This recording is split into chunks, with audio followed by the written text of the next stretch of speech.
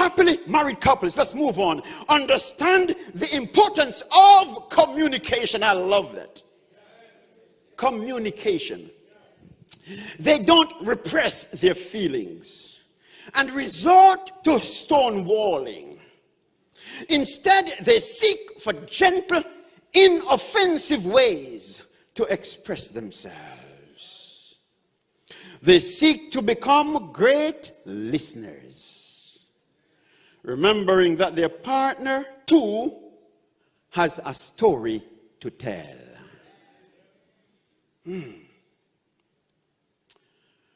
Let's talk a little about communication. In general terms, the number one cause of marital breakup worldwide is the inability to communicate effectively.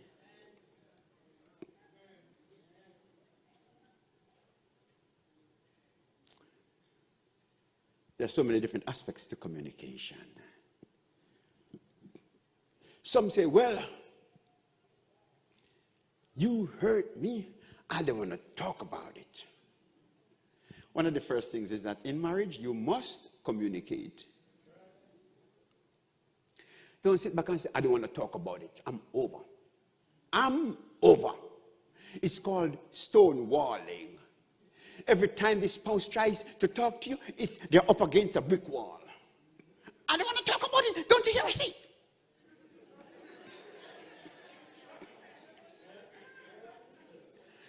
And because you don't want to talk about it, you are forcing them to go and talk to somebody else about it.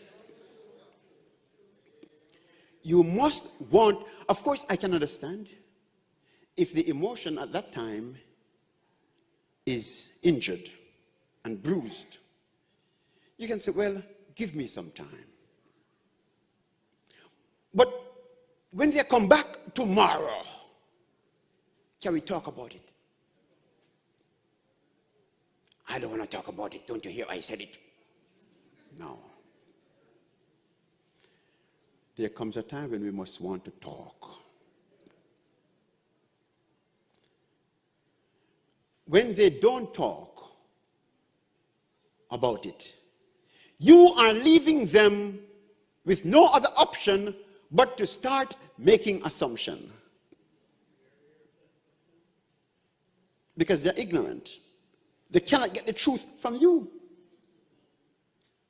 And there's something called hatred fueled by ignorance. Many people hate people, despise others because they don't understand.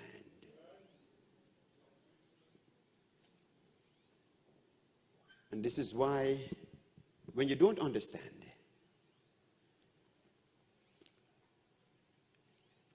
open the discussion, ask questions, but you must communicate. Amen? Must talk. You must talk about it. Must talk about it. The other thing about communication I want to say, you must be a good listener. Oh, is that okay? One of these days, that's an entire message for me. Mastering the art of listening. You see, we're trained to be good talkers, but not good listeners. Everybody wants to talk. We have talk show, but we don't have listen show.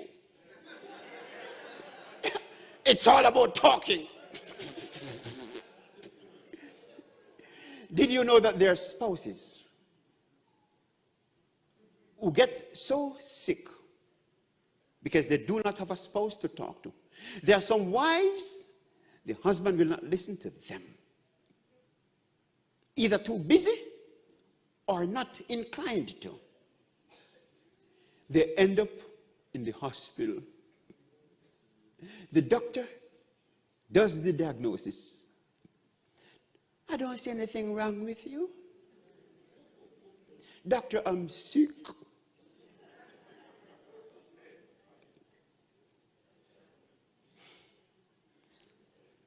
Now they have the doctor to talk to. They're there just because they want somebody to talk to.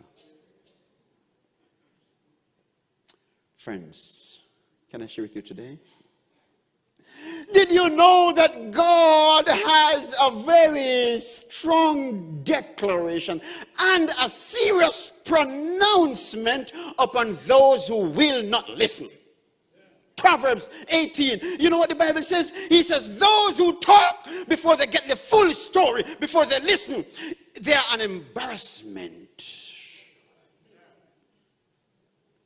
and a shame.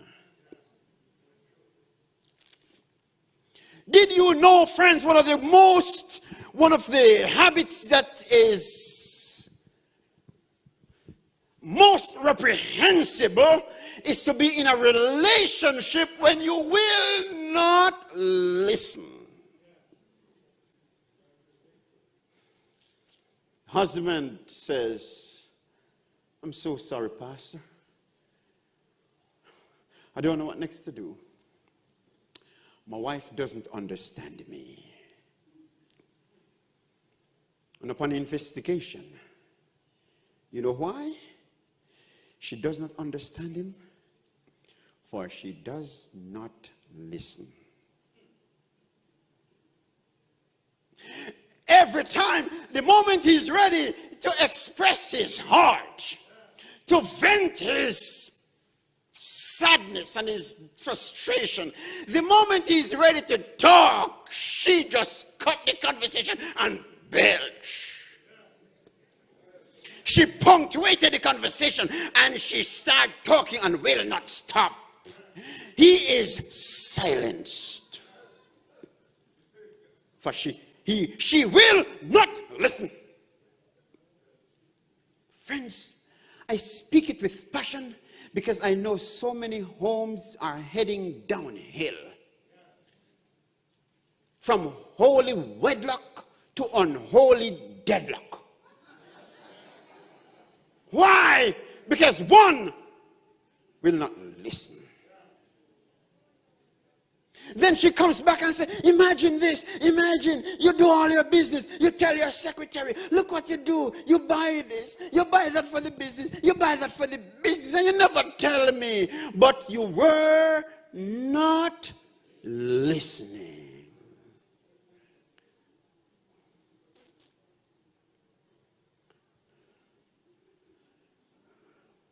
Ladies, can I speak to your heart today? I can understand. The tongue is what you use to fight with. The tongue is your principal ammunition. You are very emotional. We understand that. And so the tendency is to speak quickly because I must get it out. But it's a good, healthy habit to restrain yourself sometimes and listen. Is that okay? Yes. Amen. And also the same for the man. Did you know you can fix your marriage by being a great listener?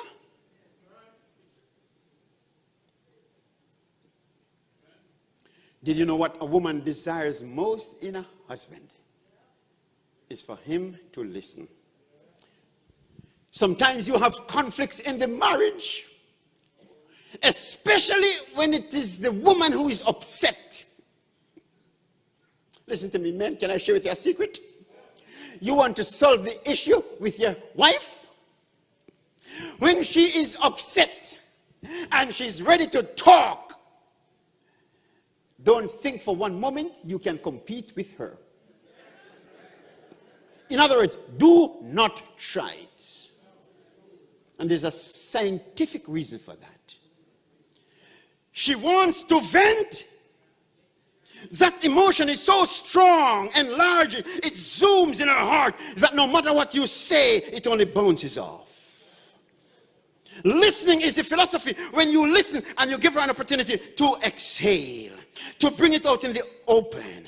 And when it's in the open, inside is now there's a vacuum inside. Then she says, okay, Okay, it's your time to talk now. Then, and only then, it is your time to talk. Amen. But you must give her an opportunity to talk. Amen. A lot of men try to fix things, As the woman starts to talk, he tries to fix. Listen to me, men. Stop fixing and start listening. Amen.